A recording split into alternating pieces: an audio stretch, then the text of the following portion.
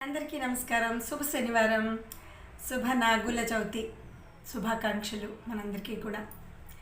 నాగుల చవితి ఈరోజు అందరూ బాగా చేసుకున్నారని అనుకుంటున్నాను. ఆ నాగేంద్రుడి దయ వలన మన కుటుంబాలు, అలాగే ముఖ్యంగా పిల్లల బాగు కోసం, మంచి కోసం నాగుల చవితి మనం చేస్తాం. పిల్లలు ఆరోగ్యంగా ఉండాలని, ఐశ్వర్యంతో తొలుతూగాలని, వాళ్ళు అభివృద్ధి చెందాలని ముఖ్యంగా నాగుల చవితి అనేది చేసుకుంటాం. అయితే ఈరోజు మనం చేసిన ఈ పూజల ఫలితంగా మన పిల్లలు ఆరోగ్యంగా, ఐశ్వర్యంగా, అభివృద్ధి చెందాలని మనస్ఫూర్తిగా కోరుకుంటున్నాను.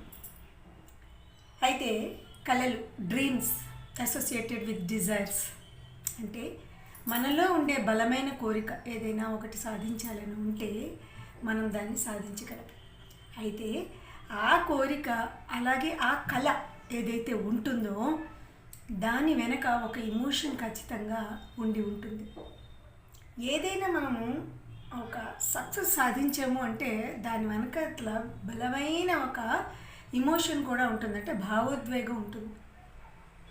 ఫర్ ఎగ్జాంపుల్, ఎవరైనా ఒక డెవలప్ అయిన వ్యక్తి, అంటే పై స్థాయికి బాగా వెళ్ళిన వ్యక్తిని మనం కానీ ప్రశ్నిస్తే అతని జీవితంలో చిన్నప్పుడైనా సరే ఏదో ఒకటి అతని మనసుని బాధ కలిగించింది ఏదో ఉంటుంది. ఆ స్థాయి నుంచి నేను ఎదగాలి అని ఆ చిన్న వయసులోనే అది మనసులో నాటుకుపోతుంది. అదే కోరికగా మారుతుంది, అదే కలగా మారుతుంది. ఆ కళని ఏ విధంగా, కళలో ఉండే తన కోరికని ఏ విధంగా తీర్చుకోవాలి, దానికి కావాల్సిన స్టెప్స్ ఏంటి, ఇవన్నీ కూడా మనిషి వేసుకుని సాధించడానికి ట్రై చేస్తాడు.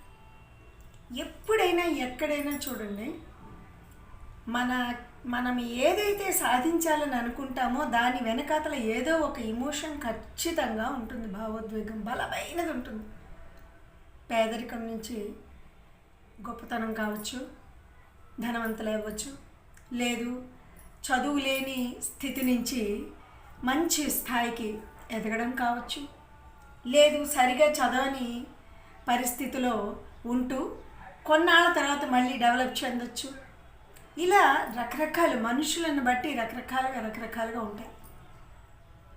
ఏదైనా ఒకటి సాధించాలి అన్నప్పుడు మనము బలంగా మనసులో అనుకోవాలి. మన వెనకాతల ఖచ్చితంగా ఏదైనా ఎమోషన్, భావోద్వేగం ఉంటే మనం సాధిస్తాము. Failures are the pillars of success అని అందుకే అంటారు.